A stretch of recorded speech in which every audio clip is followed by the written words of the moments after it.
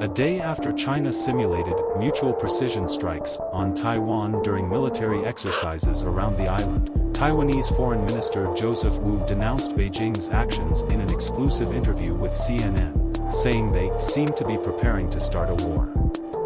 Warned Taiwan.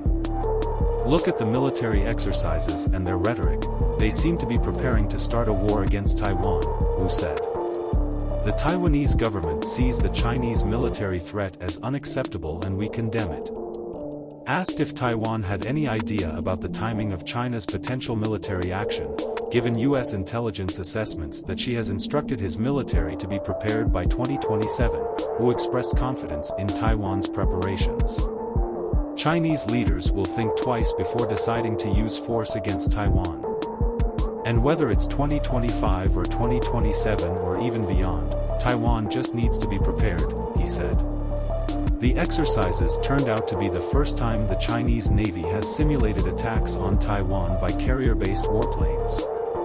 The Beijing exercises kicked off on Saturday, a day after Taiwan's President Tsai Ing-wen returned from a 10-day visit to Central America and the United States, where he met with U.S. House Speaker Kevin McCarthy and other U.S. lawmakers.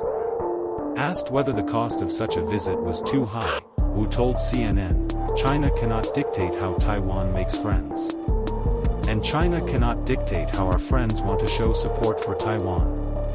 Beijing held similar large-scale military exercises around Taiwan last August, after then U.S. Speaker of the House Nancy Pelosi visited the island. These exercises included the launch of Chinese missiles over the island, something not seen in current exercises so far. Taiwan and China have been ruled separately since the end of a civil war more than 7 decades ago, when defeated nationalists fled to Taipei. Taiwan transitioned from authoritarian rule to democracy in the 1990s and is now ranked as one of the freest jurisdictions in Asia by Freedom House, a US-based non-profit organization. However, China's ruling Communist Party claimed the self-governing island as its territory, and in recent years, as its power has grown, Chinese leader Xi Jinping made clear his ambitions to reunite with the island, if necessary, by force. China's exercises coincided with the official visit of French President Emmanuel Macron, who was welcomed by Xi in Beijing. After his meeting, Macron appeared to question whether France would be involved in Taiwan crisis and told reporters that the worst thing is to think that we Europeans should follow this issue and adapt the American rhythm or Chinese overreaction. French officials later said their comments had been misinterpreted. Wu told CNN that Taipei had asked France for clarification. "We are still trying to understand what he said through the French government and what it means," Wu said, but noted that the French government has shown support for Taiwan.